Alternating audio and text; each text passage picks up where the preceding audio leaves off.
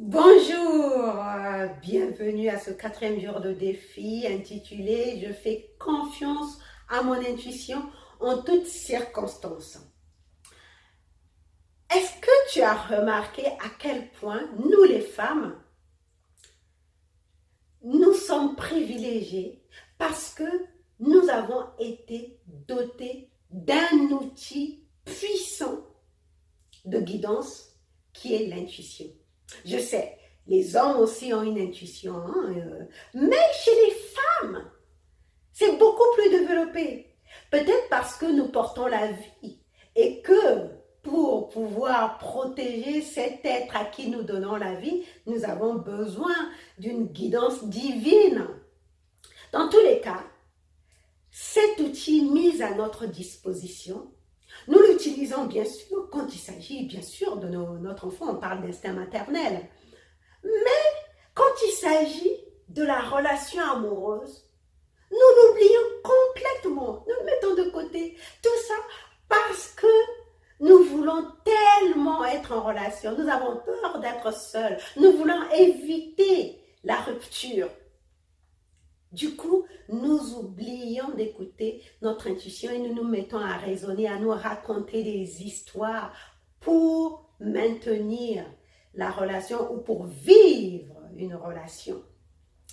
Tu te souviens peut-être que quand tu as rencontré cet homme que tu trouvais charmant, qui pour toi était l'homme parfait, et beaucoup plus tard, t'as brisé le cœur en 10 000 morceaux.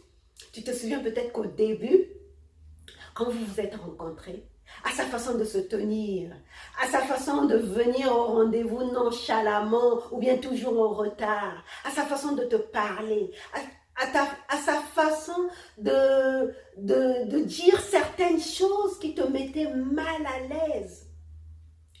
Mais tu n'as pas écouté, tout simplement, tu t'es dit « Oh, c'est pas grave. Oh, mais c'est rien. » Oh, mais dans toutes les relations, il y a des hauts et des bas. Donc, tu as banalisé. Tu as fait comme si tout allait pour le mieux dans le meilleur des mondes. Tu avais la relation idéale. Et qu'est-ce qui s'est passé par la suite? Par la suite, les choses ont empiré. Et vous avez fini par rompre. Et il a fini par te briser le cœur. Et tu t'es dit, je me suis encore fait avoir. Pourtant, ton intuition t'envoyait des signaux d'appel, faisait des warnings, des appels de phare. Mais tu l'as balayé d'un revers de la main. Et tu sais d'où ça vient tout ça? Ça vient de notre prime enfance. Quand on était enfant, je ne sais pas si tu t'en souviens, mais moi je m'en souviens, j'avais souvent mal au ventre. J'avais souvent, quand j'avais mal à la tête ou mal à l'oreille, ou enfin quand j'avais quelque chose et que j'allais dire, soit à ma mère ou à mes tantes qui s'occupaient de moi, « Oh, mais Sylvie, arrête, c'est rien. Oh, mais encore Sylvie, mais ce n'est rien. Tu es une grande fille maintenant. Arrête de pleurer, c'est rien, c'est rien. » Tu as déjà eu affaire à ça, à ce genre de discours? Mais tu n'es plus un bébé. Allez, ça va aller, demain ça ira mieux. Et comme ça, en grandissant, tu intégrais le fait que tes émotions, tes ressentis te trompaient. Il ne fallait pas se fier à eux. Mais ici, il ne s'agit pas de se culpabiliser. Hein. Ce n'est pas de rejeter la faute à nos parents ou aux adultes qui s'occupaient de nous. Eux non plus. Ils ne faisaient que reproduire un scénario qu'ils connaissaient déjà. Donc, il n'y a pas de culpabilisation à faire ou de jugement à avoir vis-à-vis de qui que ce soit. C'est seulement de comprendre pourquoi nous avons pris l'habitude de ne pas écouter notre intuition. Et cela, surtout en matière de relations amoureuses.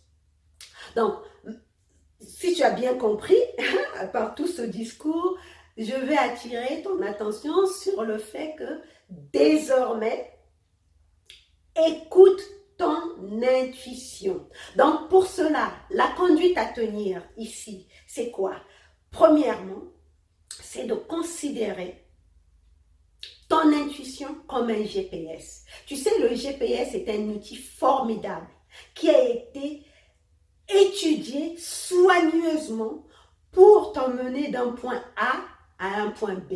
Or, que font certains jeunes conducteurs, ou bien peut-être certains conducteurs avertis, parce qu'ils ont l'habitude de conduire ou qu'ils connaissent certains chemins, ils mettent le GPS, mais après ils ne suivent pas les indications et ils se rendent compte au cours de route que la voie a été déviée ou bien ça a été fermé, donc c'est une impasse. Ils sont obligés de faire demi-tour et ils perdent du temps.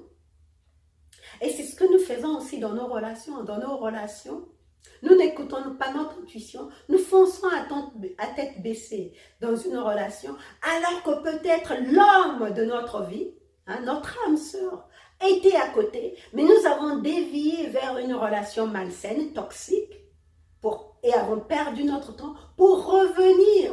Et cela même parfois 1 an, 2 ans, 5 ans, 10 ans, voire 20 ans plus tard.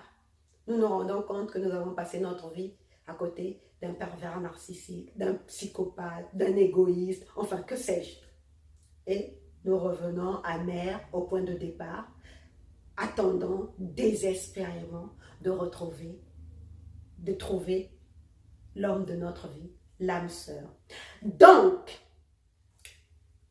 ce que je veux que tu comprennes à travers ce premier défi, donc l'attitude à adopter, considère ton intuition comme ton GPS. Que te dit ton GPS? Deuxième attitude, deuxième étape, les émotions. Il t'envoie des émotions. C'est des malaises, c'est des ressentis, du presque déjà vu. Écoute-les, interroge-les, cherche à comprendre ce que ça veut dire réellement. Et même si tu te rends compte qu'à chaque fois que tu commences une relation, tu as ce genre de malaise. C'est peut-être pour cela que dans le passé, tu n'as pas voulu écouter ces malaises parce que tu voulais à tout prix être dans la relation. Mais cette fois-ci, par ce défi, écoute ces malaises. Qu'est-ce qu'ils te disent? Qu'est-ce qu'ils veulent te dire? Et troisième étape, prends du recul. Si par exemple tu commences une relation et que tu sens venir, et que tu as ce genre de malaise, tu peux par exemple dire à ton partenaire, écoute, passons 2 ou 3 jours sans se voir, j'ai besoin de prendre du recul parce qu'en ce moment, je ne me sens pas très bien. Il va comprendre. Les hommes comprennent, les femmes aussi comprennent. Et tu prends du recul. Et donc, pendant ce moment où tu prends du recul, tu prends une feuille et un crayon, seul avec toi-même, tu listes quels sont les besoins qui ne sont pas satisfaits dans cette relation. Il est entendu que si tu t'es mise dans cette relation, c'est parce qu'il y a des besoins qui sont satisfaits. Donc ici, il s'agit de chercher quels sont les besoins qui ne sont pas satisfaits et qui justifient ces ressentis. Et tu les listes. Ça peut être tout simplement le besoin d'être écouté qui n'est pas satisfait. Parce que dans certaines relations, le partenaire, il ne t'écoute pas, il parle, mais il ne t'écoute pas toi. Toi, tes besoins, il ne les écoute pas. Il veut juste que ce soit ses besoins qui soient satisfaits, donc il ne t'écoute pas. C'est peut-être que tes besoins ne sont pas satisfaits, le besoin d'écoute. Donc, tu écris, je ne me sens pas écoutée. Ou bien, soutenu, je ne me sens pas soutenue. Mon besoin de soutien n'est pas satisfait. Ou bien, la tendresse, mon besoin de tendresse n'est pas satisfait. Donc, tu listes les besoins qui ne sont pas satisfaits. Et quand tu retrouves ton partenaire, après ce temps de recul, tu lui dis, voilà, il y a tel besoin qui ne sont pas satisfaits. Et vous en discutez.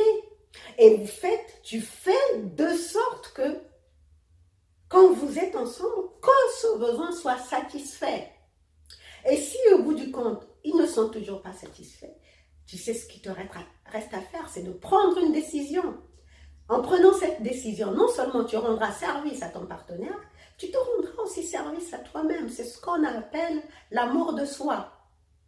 Et qui s'aime vraiment peut veux aimer réellement l'autre. Donc, c'était tout pour ce défi d'aujourd'hui. Je te retrouve dans l'autre épisode pour le 5e défi. Merci beaucoup d'avoir écouté jusqu'au bout. Bye bye.